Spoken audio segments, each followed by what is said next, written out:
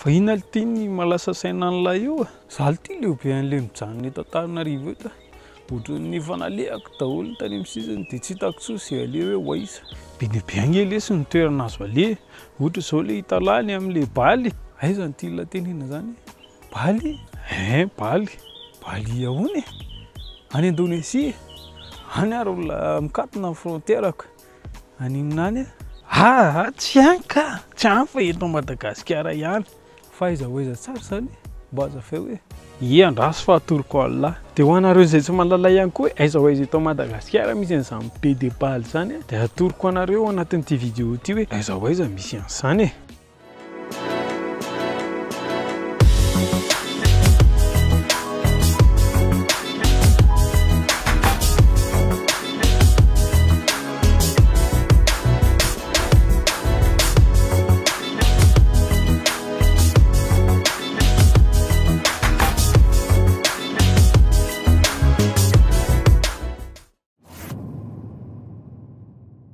Be de Baly dia any amin'ny 150 km sud-ouest Majunga. Raha miala aty Antananarivo ianao dia mandray an'iny RN4 iny dia aveo tonga any Majunga. Dia rehefa tonga Majunga ianao dia afaka mijery tanàna, afaka manao vacances kely mandritra ny 2 na 3 andro ihany. Rehefa afa-po ianao dia makeo amin'ny port dia maka sambo makany Katsepy. Dia rehefa tonga ao Katsepy ianao afaka mijery tanàna ihany koa dia aveo maka an'iny lalana RN19 iny mandrapahatongany any Be de Baly.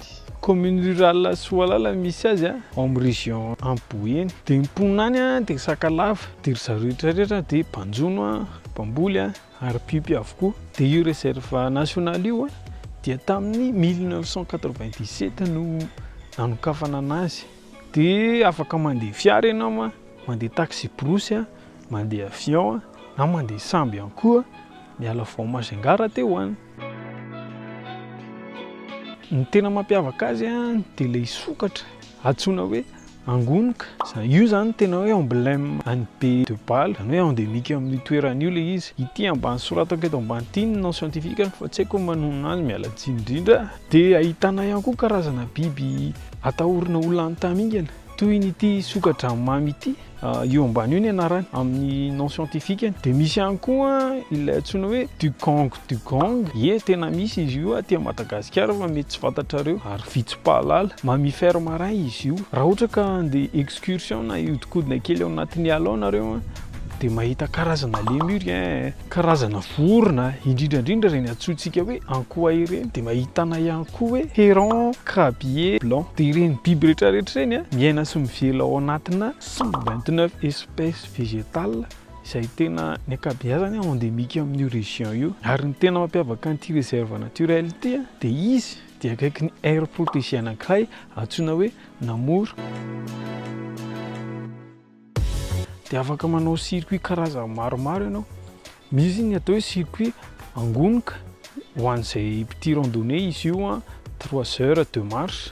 Dia misy ihany koa ny atao hoe circuit ankoay ho an'izay tena aventurier. Farafahakeliny ianao zany rehefa mandeha amin'izay circuit izay dia 2 andro. Dia ho an'izay tena tia manao an'ilay birdwatching dia afa-po mihitsy satria mahita karazana vorona, indrindrandrindra ilay ankoay izay mahatonga ilay anaran'ilay circuit ankoay. Dia misy ihany koa ilay circuit antsoina hoe Iazoara. Izy io dia parcours-na 4 km. Zany hoe ao anatin'izay 4 km izay ianao mitraverser karazana canyon dia mahita karazana lémur be dia be izay endémique ny ankabeazany amin'ny toeran'io.